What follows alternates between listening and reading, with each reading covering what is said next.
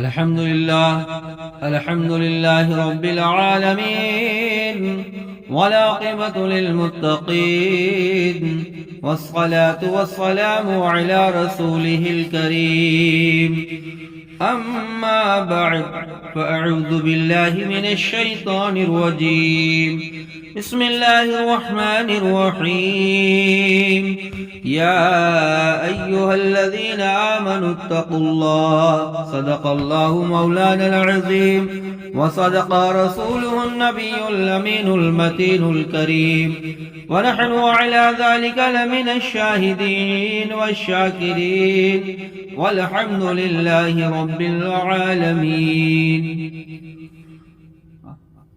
الله رب محمد صلى الله عليه وسلم نحن عباد محمد صلى الله عليه وسلم. خطبہ مسنہ کے بعد جو آیت کریمہ تلاوت کرنے کا شرف حاصل کیا، اللہ تبارک و تعالی قرآن مجید میں ارشاد فرماتا ہے یا ایھا الذین آمنوا اتقوا اللہ، اے ایمان والو اللہ سے ڈرو. یہ ماہ مقدس شعبان المعظم جو اسلامی 8واں مہینہ ہے، تو اسلامی 8واں مہینہ شعبان ہے.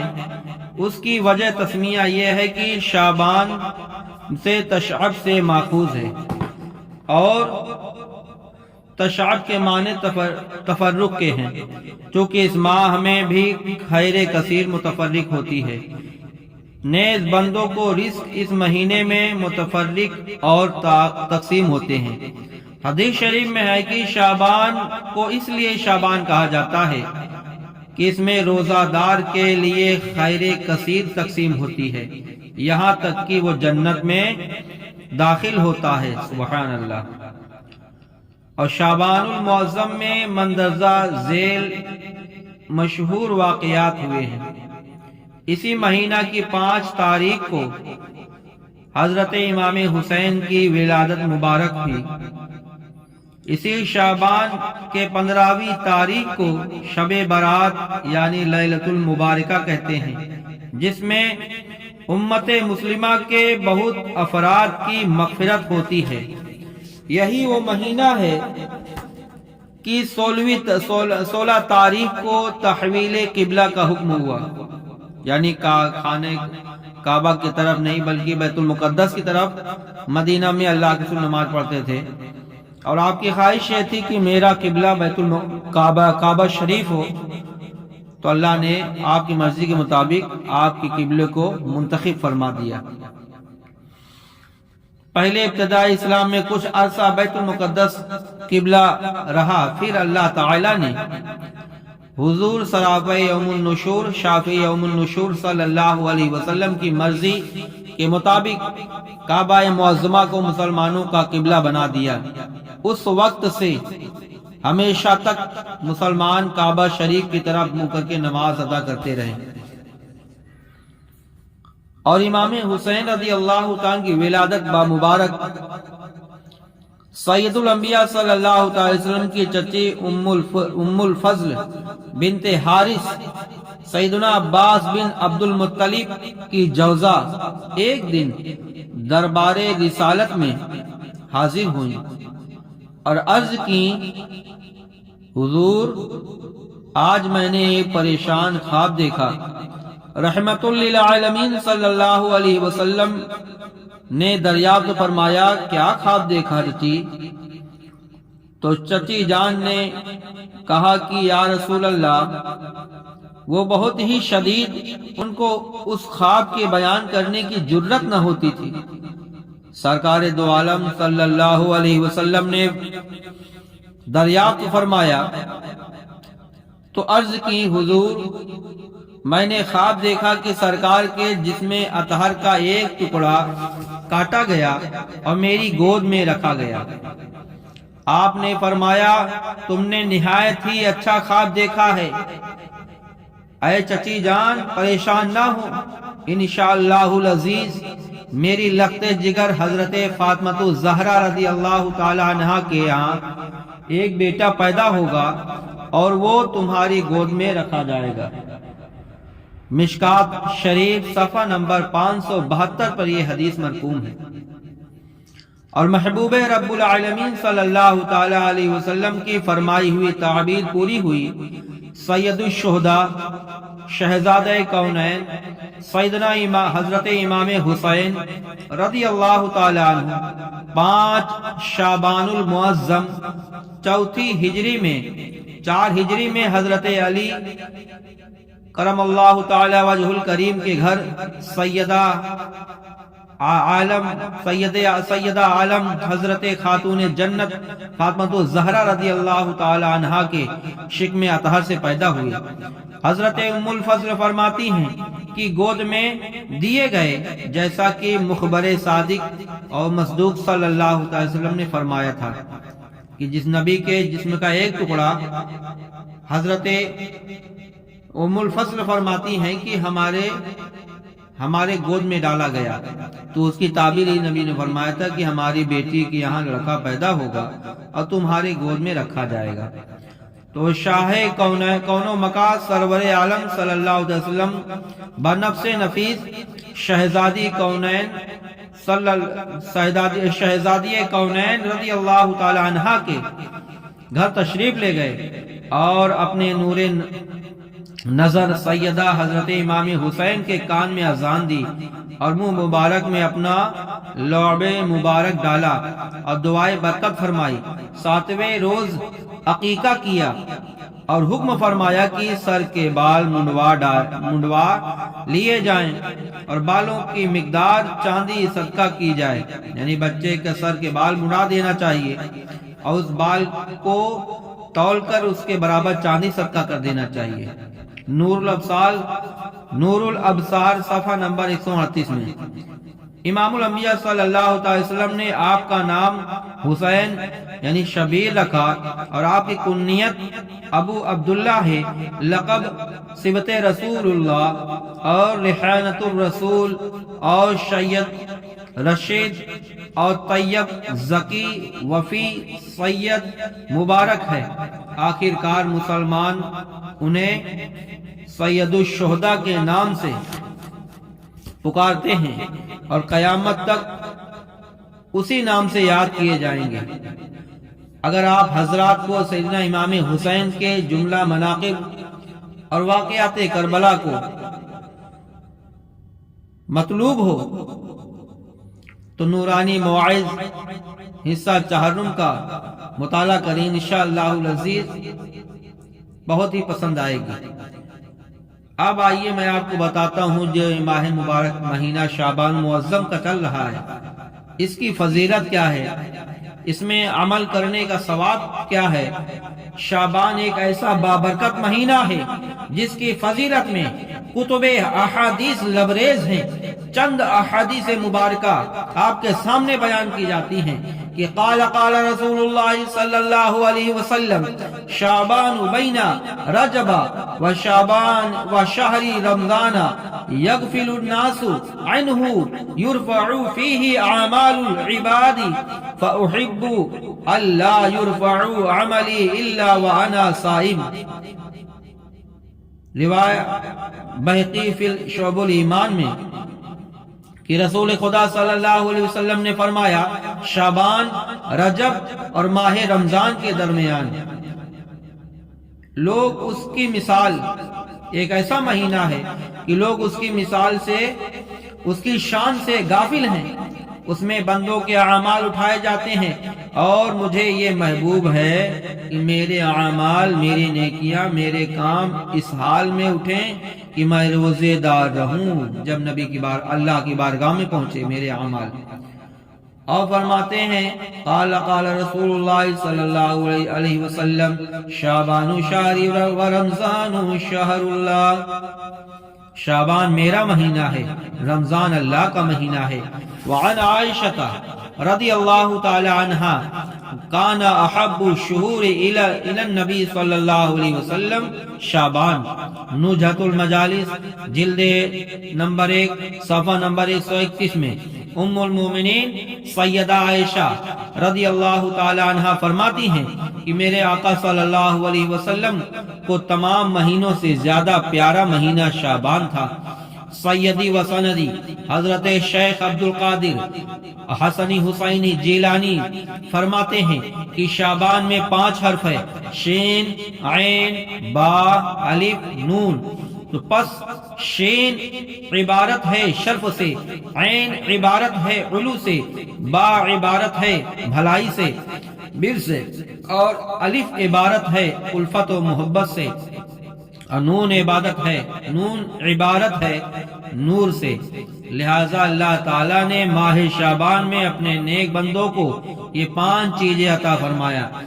نیز فرماتے ہیں کہ اس مہینے میں محبوب کبریا صلی اللہ علیہ وسلم پر درود شریف کثرت سے پڑھنا چاہیے، کیونکہ یہ مہینہ حضور سراپا نور شافع یوم النشور صلی اللہ علیہ وسلم کا ہے۔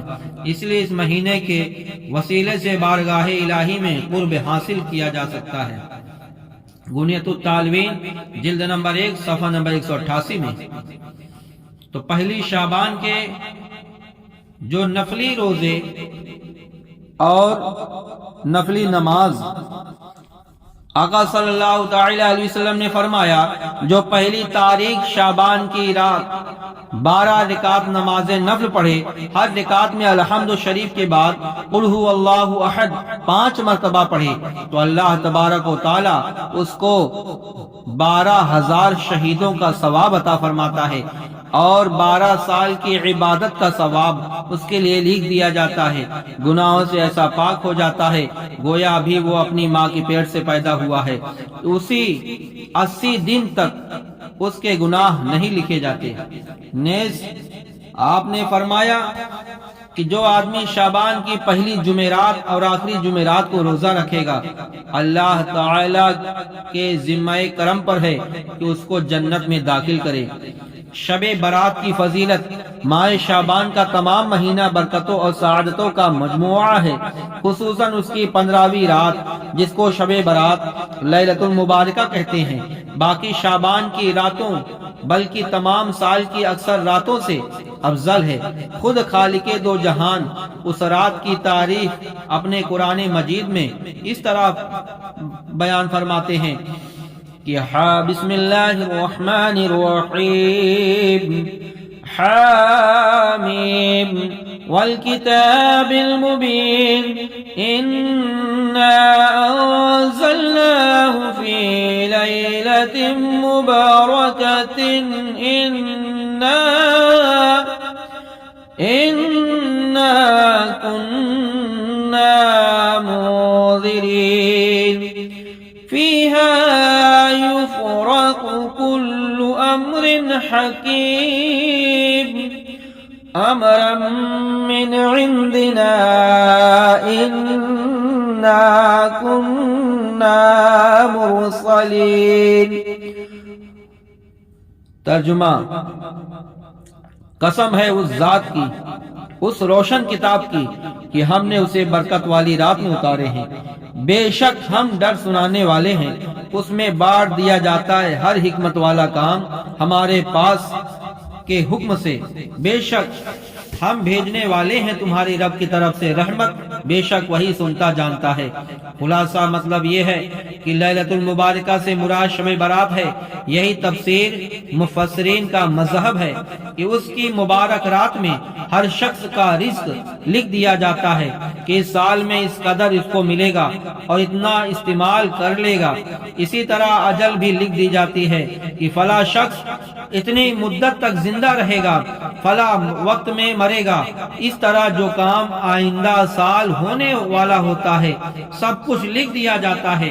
غرض اس رات میں نئی فہرستیں تیار ہوتی ہیں، بارگاہ الہی میں پیش کی جاتی ہیں۔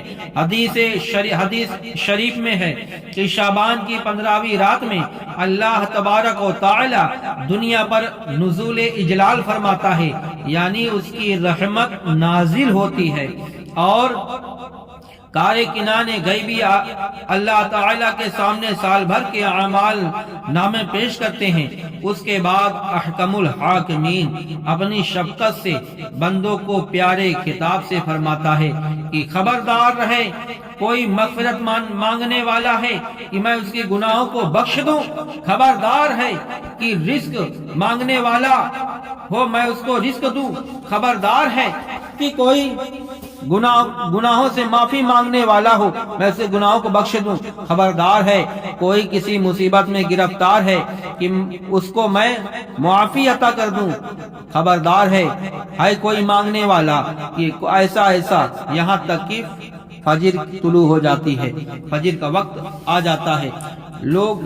وہ لوگ کتنے سعادت مند ہیں جو اس رات کو عبادت کرتے ہیں اور توبہ کر کے اپنے رب کو راضی کرتے ہیں، اپنے گناہوں کا بوجھ ہلکا کر لیتے ہیں اور اس کے حلال مانگ کر خزانہ غیب سے مالا مال ہوتے ہیں، بیماریوں اور مصیبتوں سے پناہ مانگ کر ان سے خلاصی کرتے ہیں۔ اسی رات اللہ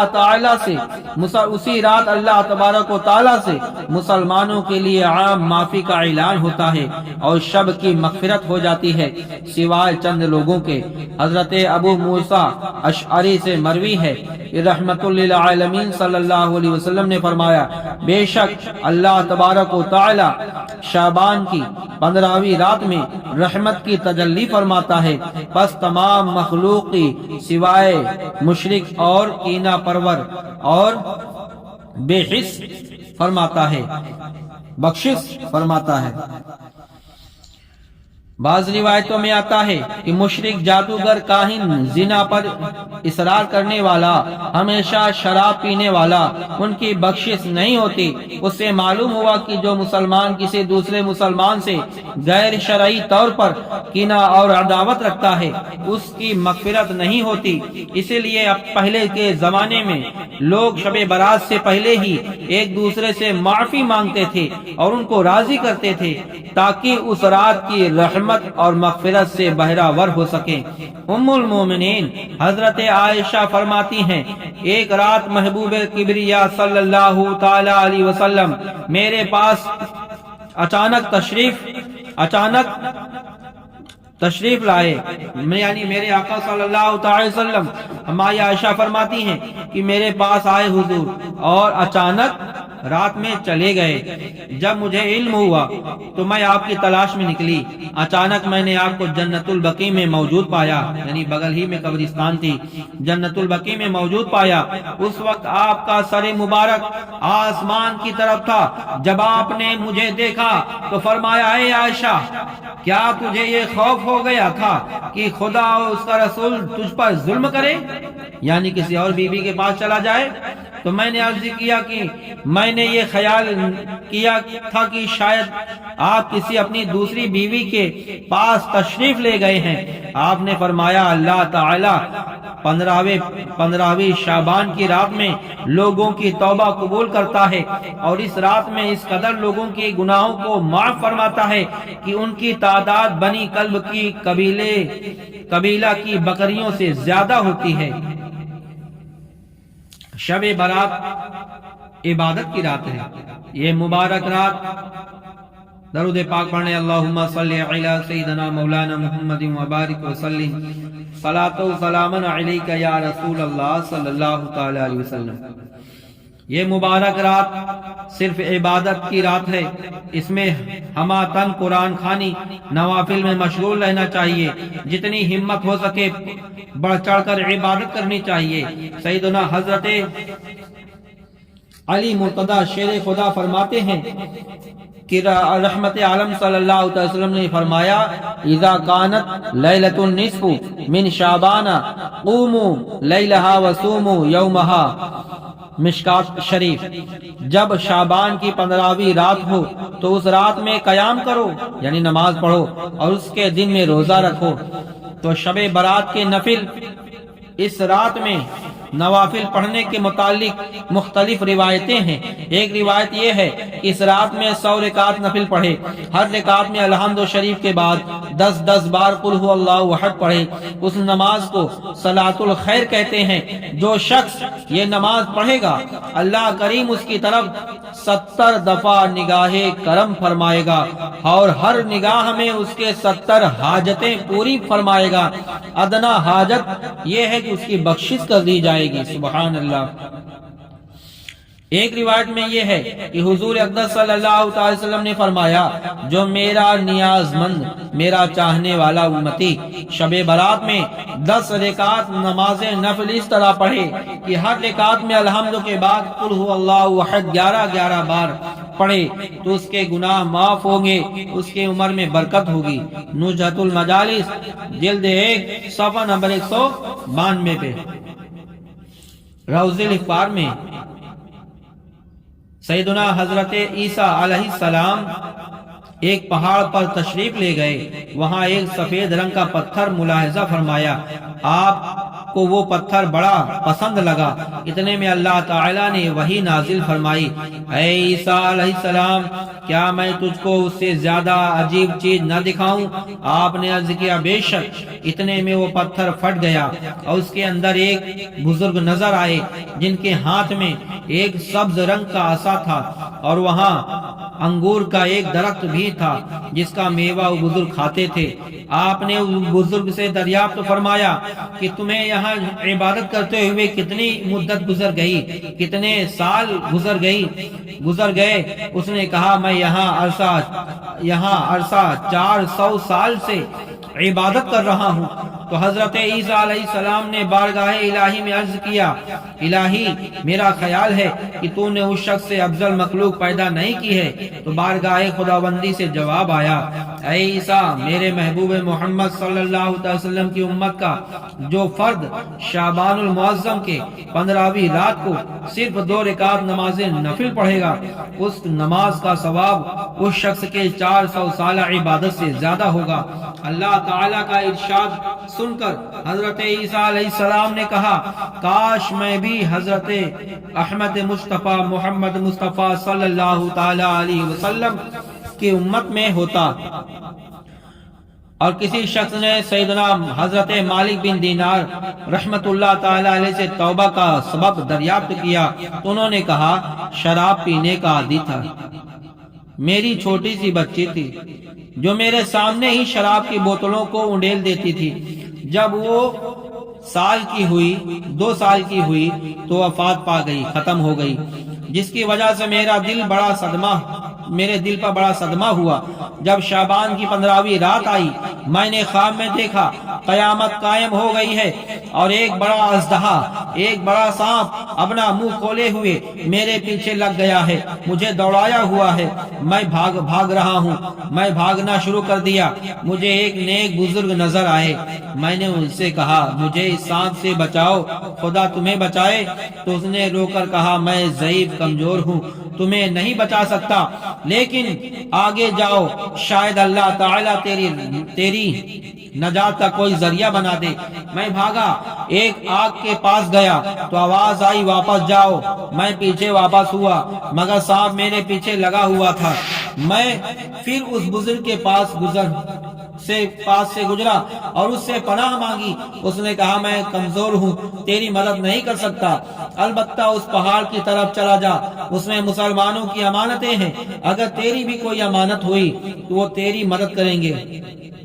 جب میں پہاڑ کے قریب پہنچا تو ایک فرشتہ نے آواز دی، دروازہ کھول دو، شاید اس کی تمہارے پاس کوئی امانت ہو تو اس کو دشمن سے پناہ دے۔ جب وہ دروازہ کھل گیا تو اچانک مجھے بچی نظر آئی جس نے اپنے دائیں ہاتھ سے مجھے پکڑا، بائیں ہاتھ سے اژدہا کو دفع کیا تو وہ سانپ بھاگ گیا۔ پھر بچی نے کہا، ابا جان علم یعنی للذین آمنوا ان تخشع قلوبہم لذکر اللہ، یعنی کیا ابھی وقت وہ نہیں آیا کہ تو توبہ کرے؟ میں نے پوچھا، کیا تو قرآن شریف جانتی ہے؟ اس نے کہا، ہاں۔ میں نے اس سے سانپ کے متعلق پوچھا تو بچے نے کہا، وہ تیرا برا عمل تھا جو سانپ تجھے دوڑایا ہوا تھا، وہ بزرگ تیرے نیک عمل تھے مگر عمل بہت کمزور تھے، اس لیے تیری مدد نہ کر سکی، گناہ زیادہ تھے۔ مالک بن دینار فرماتے ہیں کہ میں گھبراتے ہوئے بیدار ہوا، جاگا اور میں نے مکمل طور پر توبہ کر لی اور اللہ کی بارگاہ میں توبہ ایسی توبہ کی کہ اللہ نے مجھے اس مقام پر پہنچا دیا۔ نجد المجالس جلد اول صفحہ نمبر 132 میں یہ واقعہ نقل ہے۔